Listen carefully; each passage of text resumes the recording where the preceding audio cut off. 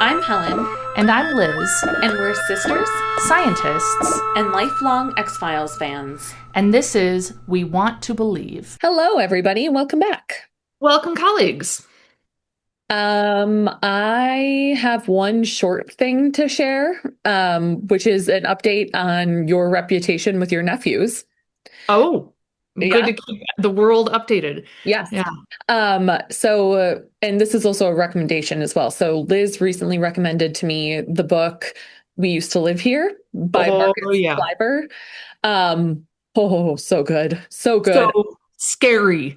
So scary. I devoured it though. It was so good, so creepy. I lost a whole day to reading that book. Yeah, it just and it was terrible because, well, I don't want to ruin anything. So scary, so good. Everyone should read it who's into that thing. Yeah. That thing being scary books.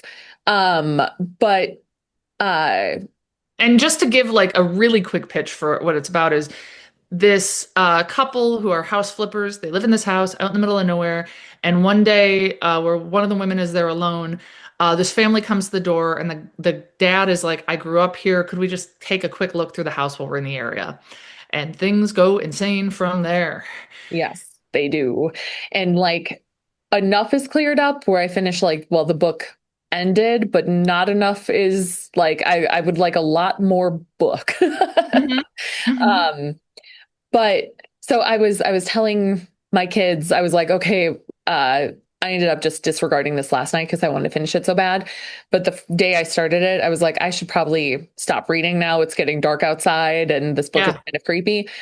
And they were like, "Oh, did Auntie say it was creepy too?" And I was like, yeah, she recommended it to me. She said it scared her too. And they were like, "Oh, it must be scary. Nothing scares Auntie." And I was like, "Yes, nothing scares Auntie." I don't know what I've possibly done to give them that impression. Me neither, but I supported it. I I mean, I have gotten literally scared by things I wrote myself while on vacation with said nephews. Like, you're putting up a good front. I guess I just seem really tough. Yeah. That's I think hilarious. Yeah. So yes, I was like, yes, yeah. Well, thank you for keeping up the I don't know, Charade. first word charade. Yes. Yeah. So that was my update. You're That's very awesome. tough and not afraid of anything. That is awesome. I will Yeah. remind myself of that when I'm driving tonight and it's dark out and I'm scared. So Yeah. You had something, yes? I do. It kind of relates to the episode we're going to talk about. So I think I'll actually hold off on it until we introduce that episode because we first have to talk about our villains matchup for this week. Oh, yeah, it's a tough one. I mean, I don't know. Okay, so it's Really? Tooms versus Boggs, right? Right. So Tooms, I think everybody knows. He's our favorite stretchy guy who eats livers every 20 some years, makes a nest, does Isn't it his 30? thing. I think I it's couldn't remember. Is it it's 30? Okay, Yeah. yeah. But anyway, yes. Uh-huh. Yeah, I mean, he built a nest out of newspapers. He's very old. He has a stretchy fingerprint. He stretches in places and kills people and eats their livers. Yep. He's in two different episodes of season one. And then Boggs is in season one. He's already on death row in the episode, but there's like crimes that are linked to him. And he is like saying he has like a psychic link and is able to tell what's happening because these like teenagers had been abducted. And Mulder thinks he is a fraud, but Scully is kind of getting taken in by him. And it's right after her dad dies. And he's like claiming to have messages from her dad. And That's right. Yeah. he's kind of stringing them along. Do we know how he killed people? He was a what his serial killer, but I don't remember how he killed people. Okay. Yeah, I think the thing is, I know how he didn't kill people, and that is he didn't stretch out into their pipes to kill them. So Yeah, You I know, mean, Tooms could go after him in prison. Like Tooms could get in. that's what I've been But enjoying imagining. Oh yeah, he's the yeah. guy who killed his family during Thanksgiving dinner. Oh, how timely. Happy Thanksgiving, everybody. Yeah. Um, that's right. So he seems like a loser who can't do cool things like stretch himself through pipes and make Yeah. nests. I kind of like the idea that like anybody who can't stretch themselves right, is kind of a loser.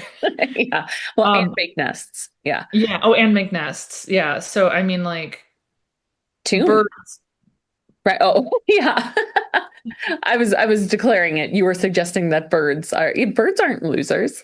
It's true.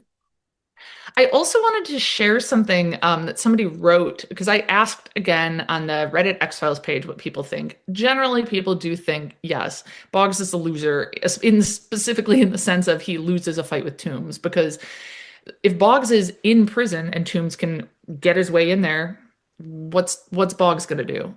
Tooms will worm his way in, eat the liver, squiggle out, go back, digest the liver, get what he needs out of it, and make his nest full of goo. Um, Yada yada yada. So yeah, one person pointed out that like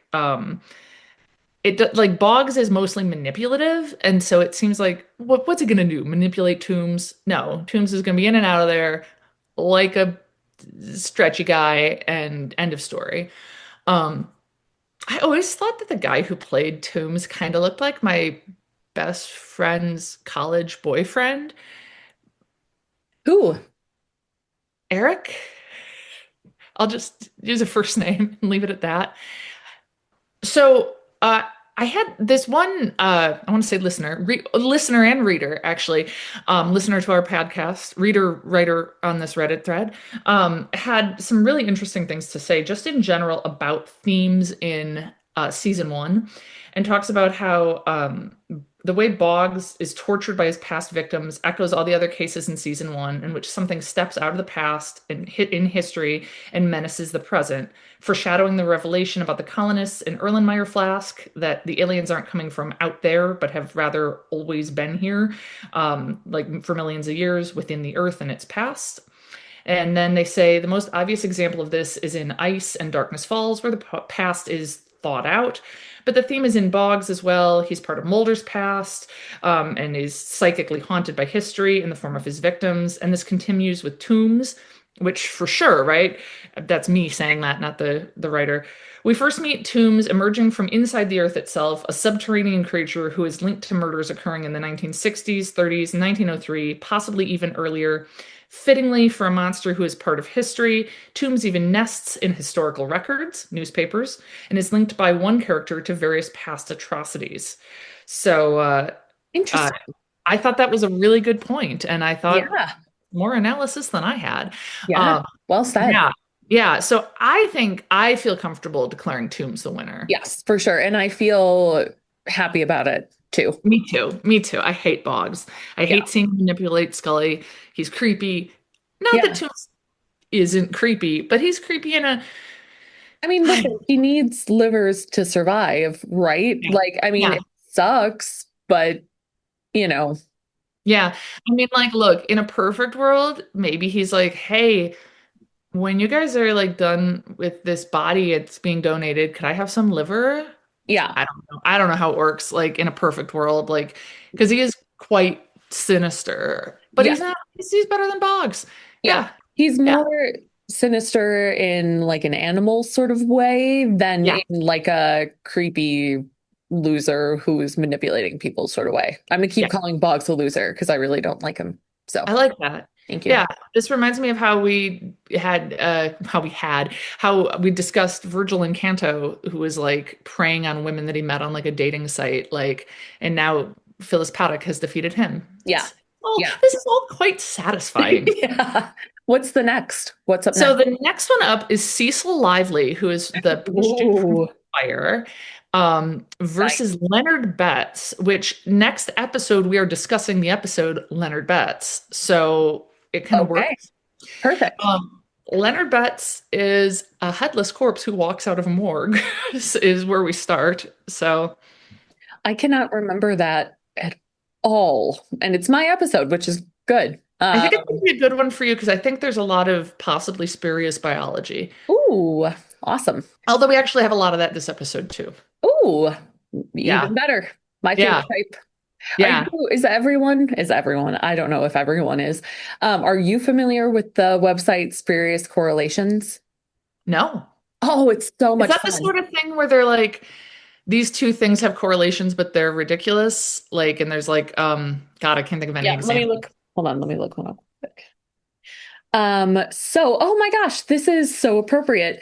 The one that's up today is Google searches for report UFO sighting Oh my God. is correlated with kerosene used in South Korea. So I'm teaching our biostatistics course right now, and I was just showing them examples from spurious correlations, and we were talking about correlation versus causation. It's a lot of fun to just like, I don't know. Oh, that's awesome. It's fun. Anyway, what was spurious before the correlations? The biology in Leonard Betts, That's right. probably, and also the biology today, probably. Great. Great. Um, so so today's episode is El Mundo Gira. I didn't remember liking it, and indeed, I don't like it. Uh, it's here's why. Okay, remember the Mothman episode? Nope. Yeah. No. No. Jersey Devil? Jersey Devil. Thank you. The Jersey Devil episode. Mm-hmm. Remember how it was not really about the Jersey Devil at all? Yeah. That is the same thing here, where they were like, this would be a cool idea for an episode, but it's not really about that. It's just another episode with that sort of tacked on. Huh. Like the Okay. Jersey Devil is not like a Bigfoot or a person or whatever nonsense was happening in that episode. And this is not El Chupacabra. Huh. But I want to say a couple things about El Chupacabra. I would love that. And after the episode. So what I'm going to start by saying is, unfortunately, I feel like I'm on the X-Files. I read this the other day and can no longer find proof of it. I really looked. I've lost it. I saw this photo from nearby.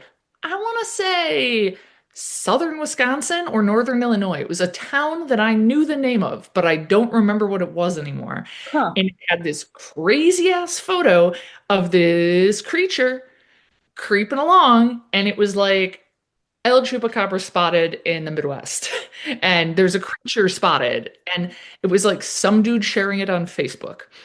This is also really funny because of that book that I literally just finished has a lot to do with like people documenting things and then being able to find no proof of them later. The book We Used to Live Here. And this is very similar sounding. Except it was probably like AI and they just removed it from the internet. One would assume. Okay. It was like so crappy looking that it didn't look like AI because it didn't have that smoothness to it. But that doesn't mean it was real. It means maybe it was faked better or whatever. But it was still just like nice timing to see someone is claiming to have seen El Chupacabra around these parts. Yeah. But then I was looking it up when this was, I don't know, a week ago or something, and then found this. I did find that there's been like a lot of Mothman sightings in Illinois in the last year or two, like a Really? notable amount of Mothman sightings. So Really? I'm driving there tonight. I'll keep my eyes out for him. Yeah, please do. Yeah. I will. You will be the first to know. Huh. Yeah. That is interesting. Also alarming. Oh, I see what you're saying. Because Mothman is more like a harbinger of doom sort of thing. Right. Yes. Yeah. I'm not at all concerned about Mothman himself. But I would argue you don't need to be concerned about his harbinging. no, but I just was talking to my therapist in and talking about magical thinking. Oh, good. I was really rooting for you to say Mothman. Just talking to my therapist about Mothman. Like you do. Yeah. And how I tend to I tend to completely discount magical thinking in terms of like stupid stuff like The Secret, which is So many thoughts. But then sometimes be like, ooh, but if it means bad things for me, Yes. Yes. Yeah, absolutely. yeah. Yeah. I think did I mention this on the podcast that like I was talking like some teammates were talking about astrology and I was like I'm not really into astrology. That's not really my scene. When I say teammates, I mean in roller derby. But then I remembered how the other day I'd been at the gym and I'd seen a book there by someone, it was The Women by Kristen Hanna. Oh, And uh-huh. I saw another book by somebody named Hannah something or other. And like, I don't see books in my locker room ever at the gym. But now I saw two and both had Hannah in it. And I was like, my friend Hannah had a cold. I should call her and make sure she's okay. And it's like, okay, but like, I don't know how much I can judge someone for being into astrology, but then also think it's totally reasonable to be like, this is a sign that I need to call Hannah. Yeah. So, And she was probably fine. oh, yeah, Right. Yeah. yeah. Yeah. Yeah. No, I know. It's humans are interesting in what we decide to ascribe meaning to. Yeah. Yeah. So I wouldn't ascribe meaning to the Mothman thing unless the meaning is they also want to see Billy Corgan perform Melancholy and the Infinite Sadness at the Lyric Opera. Yeah, because that's what you're doing tonight. Yeah. Or I think Paul McCartney's in town the same night. So maybe they're going to see him. I think they'd be bigger Billy Corgan fans. I really do think, especially this album, I feel like Melancholy and the Infinite Sadness is something that really has Mothman vibes. Yeah. And I Paul don't McCartney does not. know. And I can't defend it, but it's like you just have to know it. Yeah. Yeah. Yeah. Or you know what? Maybe we're gonna be wrong, and that'll be really exciting. Wait, do you mean like because he's going to show up at the Paul McCartney concert? Yes, that Oh, is nice. what I mean. Yeah. Yeah. I hope he shows up on stage and they do like a duet. So not a whole lot of our friend Del Chupacabra in this, huh?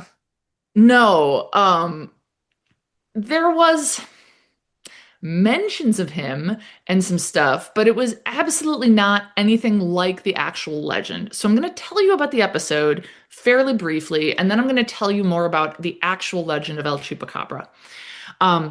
So I also will say this is kind of hard to watch because it concerns a lot of people who have come into the U.S. quote unquote illegally, a lot of migrant workers, and it's just like everything going on right now is very, very upsetting. And I don't think I need to say more than that. I think Yeah. anyone on this probably agrees, and if not, fuck off. So take care of that. Yeah. Can I? This is actually related, this interruption. I saw a great Instagram reel the other day. That was maybe originally a TikTok because that's how I get my TikTok information is Instagram as a millennial. And as a millennial slash Gen X cusp person, I get mine by having young people send them to me. Yeah. Um, but there was ICE has been moving towards Appalachia recently. Yeah. They're in Yeah. North Carolina. Um, and there was this reel of some guy being like, you know what, I want to keep our citizens safe. Being someone who's in this region, I care a lot about ICE's personal safety. And so if you are in Appalachia and you hear like a baby crying by itself in the woods, you should probably head towards it. If you see a glowing light out in the, and like going through all these Appalachian legends, being like, if you hear someone whisper your name at night by the forest, you should probably walk into the forest and trying to lure ICE into the Appalachian Okay. woods. That's awesome. Yeah. That's fantastic. Yeah. And it's relevant. Yeah. In multiple ways. Yeah. I mean, it's also just distressing to see treatment of migrant workers, albeit on a TV show that's not exactly known for its realism, but it's not good. But it's also so much better than we have 30 plus, 30 years later. It's just really fucked. But I am gonna we've acknowledged that. I will get past it. I will talk about the episode and the fungus. I'm sorry, what?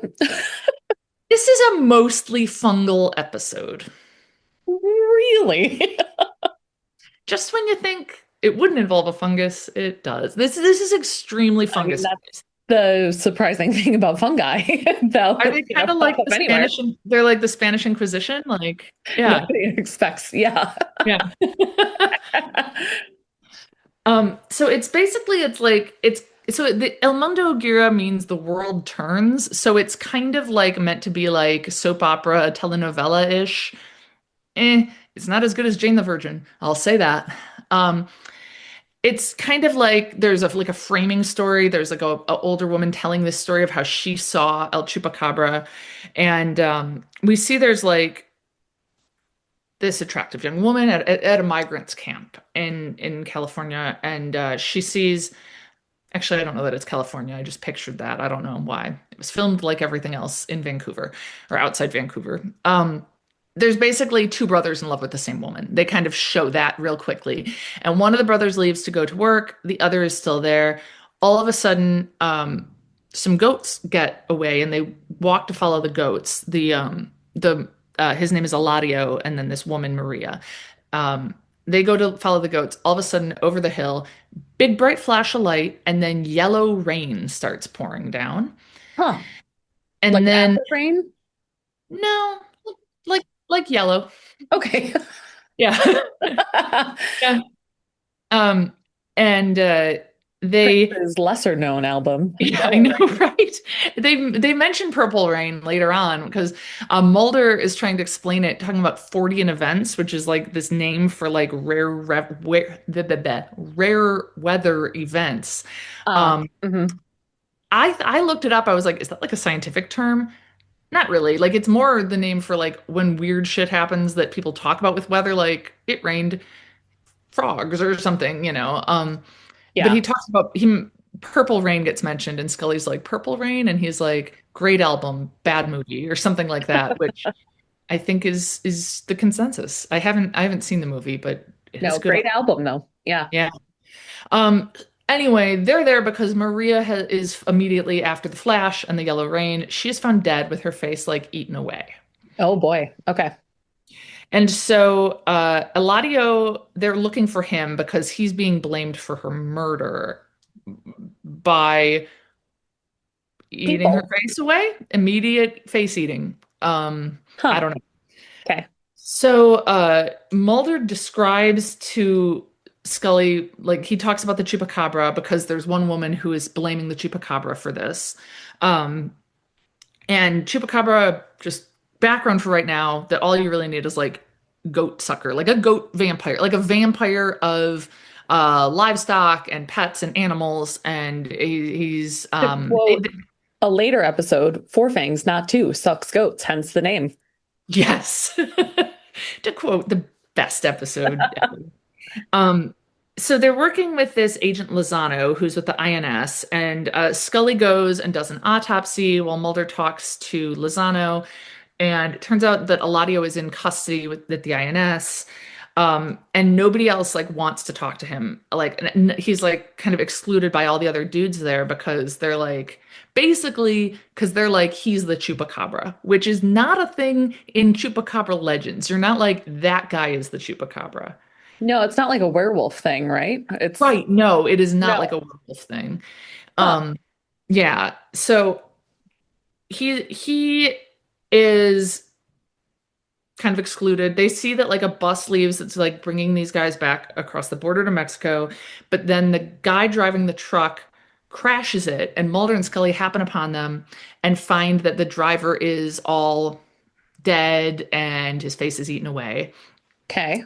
And then Scully is like, okay, well, I don't think Eladio killed the driver because I don't think he killed Maria either because what killed her was aspergillus. Do you know what that is? It's a fungus. It is, yeah, it's a fungus or a Yeah. mold or whatever. Is a mold the same as a fungus?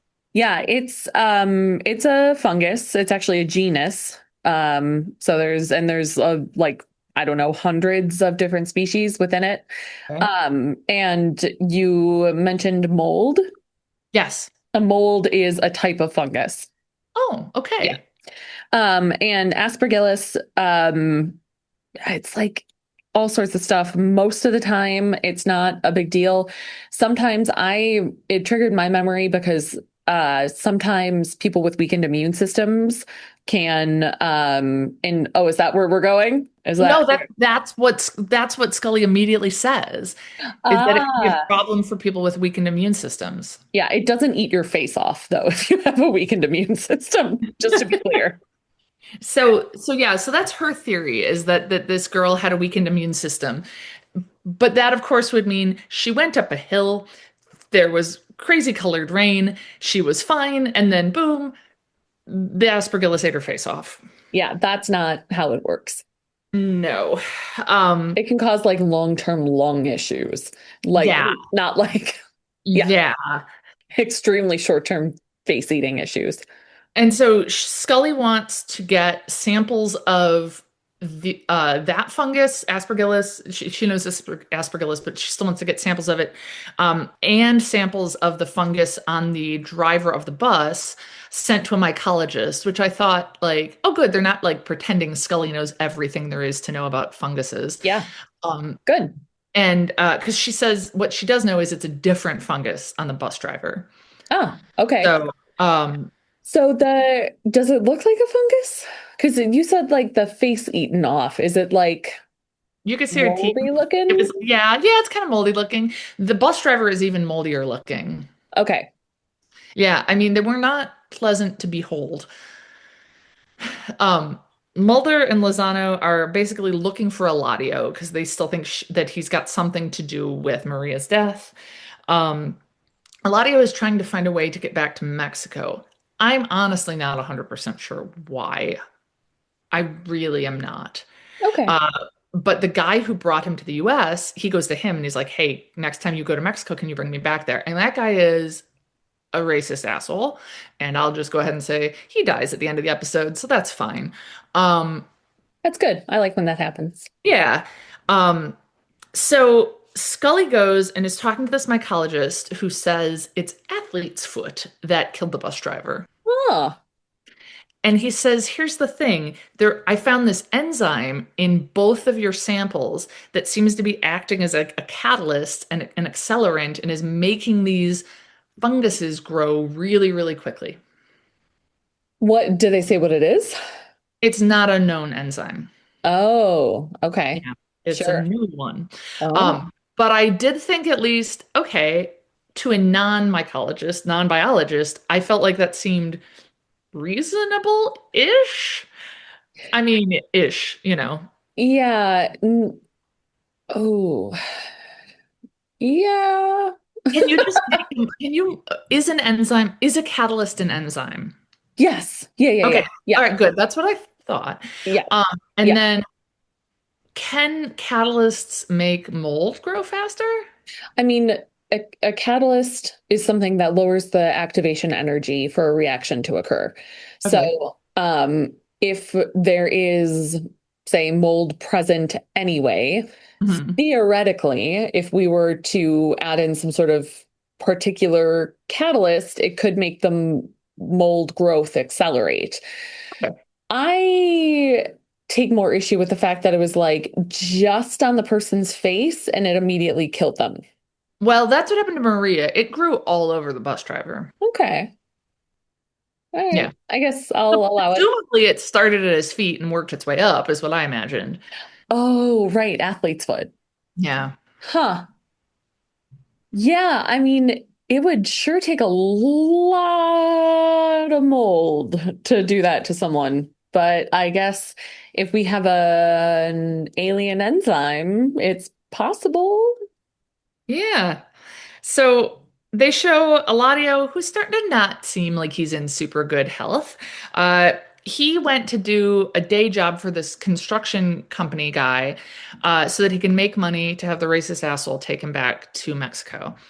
And then his brother, his name is Soledad, and Soledad is looking for Eladio to get vengeance because he's convinced that Eladio killed Maria, and they were both in love with Maria. And so Soledad thinks he's found Eladio, he's got him cornered, he's in this porta potty, but no, it is the guy who owned the construction place, dead from fungus. Oh, no. And then we see a lot of like there's a lot of like Eladio on the run here. He goes to see his cousin Gabrielle at her house, and she's like, "People say you're the Chupacabra," and it just seemed like I don't know. That's just not my impression of how the Chupacabra works. And so Have you confirmed that with the internets? Uh, yeah, okay, great. That is yeah, not how the El Chupacabra works. it's Okay, not how it works. all right. I have lots of Chupacabra information to share that was new to me, which is weird because why have I not looked up the Chupacabra in more detail previously? I don't know. Maybe you have and you forgot. That seems believable. Ooh, it's like in that book. Ooh, ooh. Um, so Scully is like Scully calls from the mycologist's office and is telling Mulder like, I think that Eladio is like somehow better able to resist this enzyme and he's like spreading it to people and that's what's happening. And Mulder's like, okay, I think that the big explosion was a meteorite landing in the nearby lake and then it superheated the water, which caused it to have yellow rain. And that therefore it is an alien enzyme. I feel like one is about as good of an explanation as another in this case. Yeah, I was like, I think it all holds together logically if you accept some things. Yes, yes. Yeah, Yeah, like that seems like a cohesive story. yeah. Um, so basically we're now seeing like Eladio's on the run. Mulder and Lozano, the INS agent, are looking for him because now they're like, he's going to go spread this enzyme that's going to let fungus kill people. And it there's a lot of back and forth. They go to a grocery store, a clerk who's a jerk there, he dies of the fungus. And we see that Eladio is starting to look weirder and weirder and more. At first, it's just like he's got a fungus on him, but then we see him back at his cousin Gabrielle's house hiding, and it's like his whole head has gotten weird looking, like Huh. shaped like a monster, like Oh, an alien, kinda, huh. or goat, kind of, but not really. Huh. It's kind of wider at the top and it's a little, and it's grayer. So he's like transforming, and uh, they Gabrielle gives him her money and is like, get to Mexico, do your best or whatever. But then there's a uh, they eventually find him back at the camp where he was first living, and Agent Lozano is there, and his brother Soledad is there, and Lozano and Soledad are chasing Eladio, and Soledad grabs Lozano's gun, and then like what happens next is like unclear because they show a few different versions of it because remember there was like the framing device of this older woman telling this story. And to be fair, when I say older woman, she's probably only around my age or a little bit older, but is like, more serious. And she's like these people are in like their 20s and she's, I don't know, has like a older lady aunt sort of air. And and so she is like, so then basically the other chupacabras came and they saved Eladio and I saw it. And it shows aliens with a light behind them going and getting Eladio. But then at the same time, then, or like after that, then we see Gabrielle telling the story, and she is saying, no, what happened was Lozano wanted Soledad to kill Eladio. He didn't want to have to shoot him himself. He's an agent, but he wanted Soledad to steal his gun. But Soledad doesn't do it, and there's a struggle, and Soledad shoots the agent. Um, and then Soledad and Eladio run off and haven't been seen. And That's fine. yeah. And at some point in there, we also see that racist dude is dead. So that's cool. Um, so I'm not sure which happened. I'm not sure what we're supposed to think. I think it's supposed to be like, it's unclear. There's different versions of it. It's this sort of outrageous tale. Um, Huh. Mulder and Scully are then reporting all this to Skinner, and Skinner's like, I'm confused by this, which fair. And they say like there was a Mulder and Scully got there after the hazmat team came in. They were able to like control the enzyme. The brothers are still missing, and Skinner's like, and the enzyme came from where? And Mulder's like, outer space, sir. Um, and there was I don't know. That's basically the end of the episode. There's a little bit of thematic stuff about how Eladio was able to elude them so well as like, oh, these people are invisible, like, and there's some like a little bit of play on words of like alien and like they're the victims, the aliens are the victims or whatever. And like, I didn't think it worked really well. I don't know. I felt like it was a little bit facile, like, and I'm not Yeah. 100% sure I pronounced facile correctly because I first learned that word in French. Um, but it just felt Yeah. like A little, on the nose. yeah, yeah, yeah. Uh-huh. Yeah. Hmm. But I'd love to tell you more about. Oh, so that was the episode. It was. Wow. I mean, a monster of the week, nothing especially conspiracy-ish. A couple of good lines. It's a lot of this guy on the run looking increasingly gross, and it's fungus based. It is Yeah. not about El Chupacabra. That's really too bad. I would love to see one about El Chupacabra. I would love to see him No, shine. I know. And they kind of imply that like Soledad and Eladio have transformed into chupacabras and now they are running around as chupacabras. Well, why don't you tell us more about chupacabras? Well, let's start with this. They originate from Puerto Rico, not Oh, Mexico. Yeah. Now, okay. and I'd like you to guess when stories about El Chupacabra first appeared, like roughly. Ooh. Oh man. I am really not sure which way to take this. I'm just gonna, my guess is 17, 1800s. 1975. Really? Yeah. I thought this was like an old legend as well. I was 100% thinking like, well, like Jersey Devil. That's super old. I thought probably the El Chupacabra is like a contemporary of the Jersey Devil. 1975. So our parents were in college before there were chupacabras. Well, no, it's more like I think it's more like the discovery of radium or something. There was radium, but we didn't know about it or have a word for it. Sure. But also radium is real and chupacabras are fake. Yeah. There's also that detail. So it started in Puerto Rico, and they say like supposedly like the term El Chupacabra was actually coined by a Puerto Rican comedian, Silverio Perez. And there was this book that came out in 2011 called Tracking the Chupacabra, where this guy looked into the source of all these legends. And so the first so-called official sighting happened in 1995, which is crazy because these episodes, like this season 4 is 96, 97.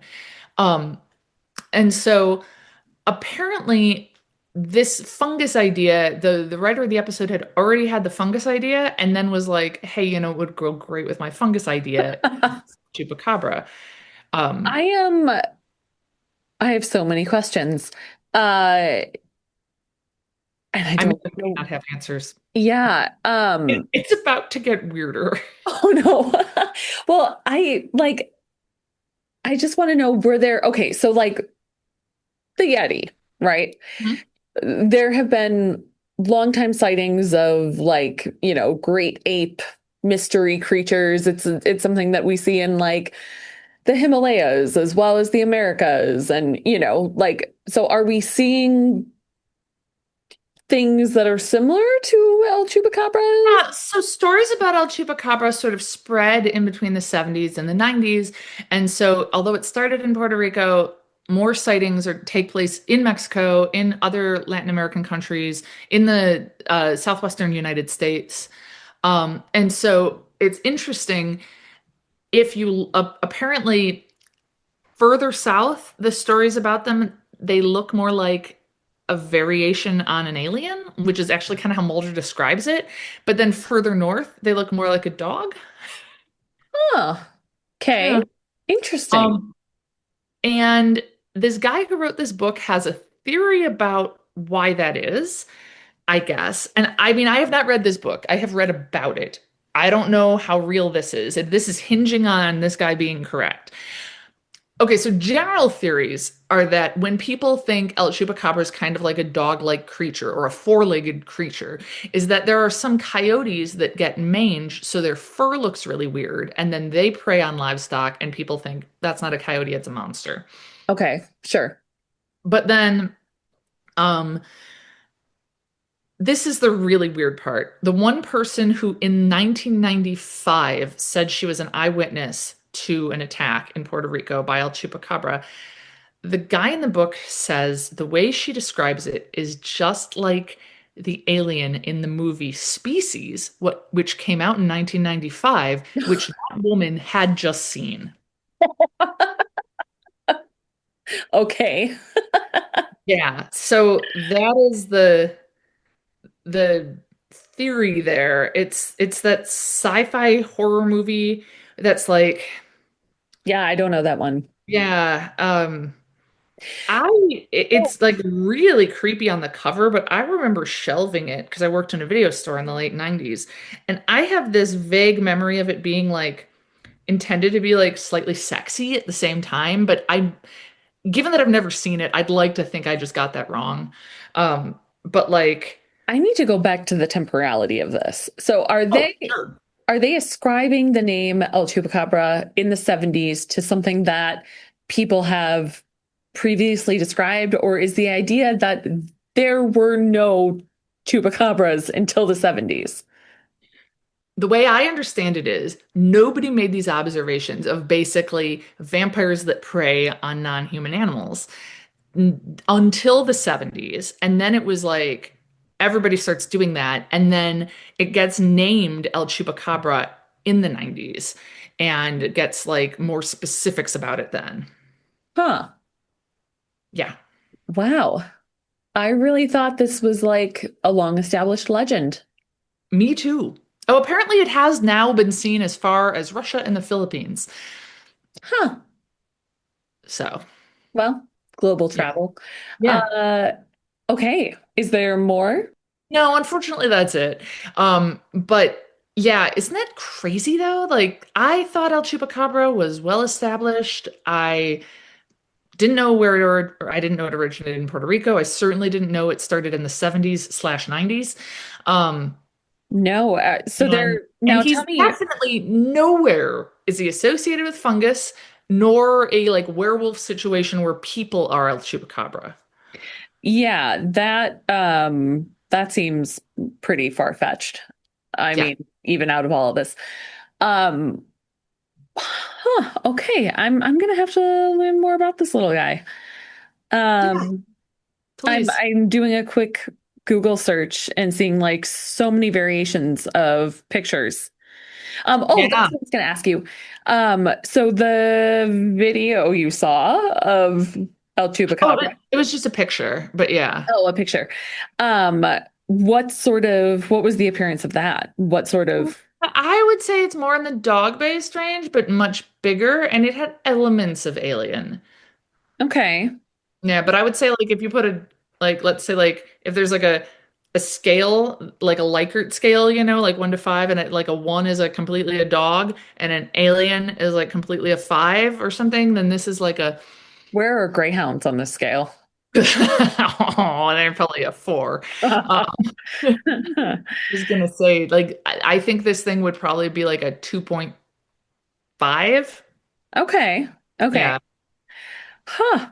Yeah, looking up pictures is fascinating. There is a wide range of what people Which is weird, consider. right? Because if you think about like say Bigfoot or like it's Yeah. very standardized. But I guess on the other hand, like some of them are a little bit more vague. I guess the Jersey Devil, but again, that's a much longer, older story, but there are conflicting accounts there too.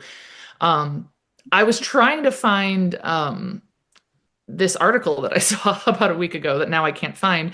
But of course, I did find references to the Hodag and the Beast of Bray Road, our local cryptids. So Yeah, well, that's what I was going to say. Why do people think that the one seen in southern Wisconsin is El Chupacabra instead of? I wish I could tell you, but I lost it. Oh no. Yeah. That was what I wanted to look up. I was like, why is this the Chupacabra and not something else? Yeah, yeah, because we've got our We've got, own little cryptid. like why are we blaming it on this other cryptid when it's, we should look at the problems with the cryptids at home. Yeah. I don't know who are, I don't even know if this is a problem. He's just walking around. I don't Yeah, know. yeah. I volunteered at William's school a while ago, but I volunteered for a Scholastic book fair, which was pretty fun. Oh, And I got to wander around the library for a while at the middle school. Uh, fun. and they had a really good book on cryptids that was Oh, so interesting. And I can't remember the title of it, but like, I don't think William would be receptive to me being like, you have to bring that cryptid book from the library home. Uh, so I might have to email the librarian or something. that's It was awesome. like a I don't know, young adult, middle grade reader book on like an encyclopedia of cryptids. It was Ooh, really good. I wanted to keep reading it. nice. Yeah. Yeah, well, I want to know what it says about El Chupacabra now. Yeah, same. Yeah. Well, this was a little disappointing. I'm not gonna lie. Not for your Oh, fault, but for the no. fault of blaming Fungus for something that could have been way cooler. Yeah, it's really weird, right? Like it Yeah. just seems like why fungus? I don't know. Yeah. Yeah. Oh, well, and next week is Leonard Betts. Next week is Leonard Betts, which Okay. I think will be very interesting. And if I had to guess, nope, I'm mixing things up. I was mixing this up with the episode where the guy has like the salamander hand. That's a much older episode, Oh, though. yeah, Yeah. yeah. So Yeah. this does not involve a guy walking out of a morgue. Oh no, it does. Oh, It okay. Okay. he does not have a head. Oh, okay. That is for sure. But I think Okay. that's what I was mixing up with basically things regenerating or something. So Okay. Got it. Got it. All right. Well, until next time, yeah, watch. Nope, don't watch. We have nothing to watch. Listen though. yeah. And yeah, see ya. So yeah. We Want to Believe is hosted by Helen Werner and Liz Holden. It's produced by Zach Werner. The We Want to Believe theme music was created and recorded by Zach Werner. Find us at wewanttoBelievePod.com, on Instagram at wewanttoBelievePod, or send us an email at wewanttoBelievePod@gmail.com.